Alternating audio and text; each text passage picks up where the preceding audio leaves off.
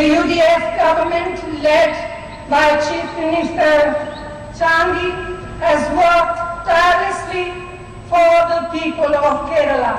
All this despite an opposition whose agenda has been to prevent the development of the state.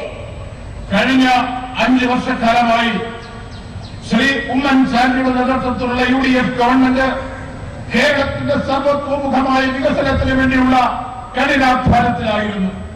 ഈ പരിശ്രമങ്ങൾ നിരന്തരം ഈ ഗവൺമെന്റിനെ എല്ലാ രീതിയിലും എതിർക്കാൻ ശ്രമിച്ചുകൊണ്ടിരുന്ന പ്രതിപക്ഷങ്ങളുടെ എതിർപ്പുകളുടെ മുന്നിൽ നിന്നുകൊണ്ടാണ് കേരളത്തിന് വേണ്ടി UDF ഗവൺമെന്റിന് ഈ വികസന നേട്ടങ്ങൾ കൈവരിക്കാൻ കഴിഞ്ഞത്.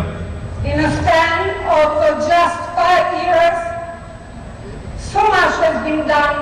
A new airport, a metro rail, highways, roads, and other important infrastructure projects have been developed in the state.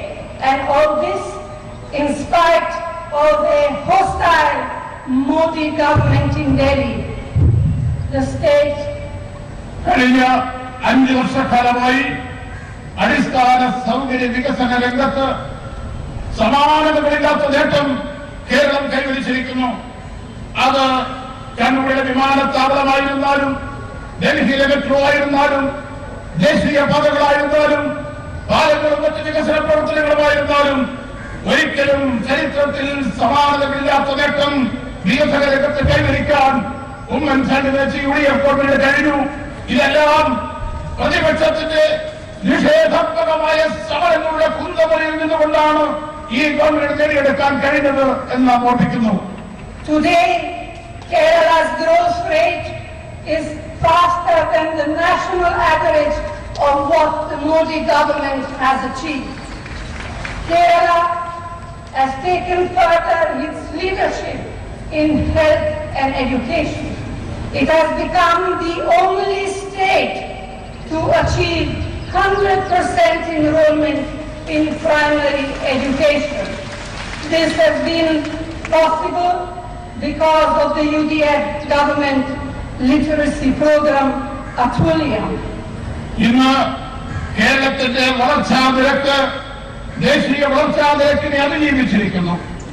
വിദ്യാഭ്യാസ രംഗത്തും ആരോഗ്യരംഗത്തും അടക്കം സമസ്ത മേഖലകളിലും ഒരു വൻപിച്ച നേട്ടമുണ്ടാക്കാൻ, അത് ഇന്ത്യയുടെ ഇതര സംസ്ഥാനങ്ങളെ കവച്ചു വെക്കുന്ന ഒരു നേട്ടത്തിലേക്ക് കേരളത്തിന്റെ നേട്ടങ്ങൾ എത്തിക്കാൻ കേരളത്തോട് അങ്ങേയറ്റം ചിഹ്നമതയിൽ പുലർത്തുന്ന മോഡി ഗവൺമെന്റിന്റെ നയങ്ങൾക്കെതിരായി നിന്നുകൊണ്ട് ഈ വൻപിച്ച നേട്ടം കേരളത്തിന് കൈവരിക്കാൻ UDF ഗവൺമെന്റ് കഴിഞ്ഞിരിക്കുന്നു.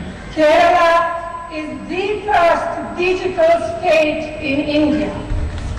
Kerala's cities are the cleanest in India.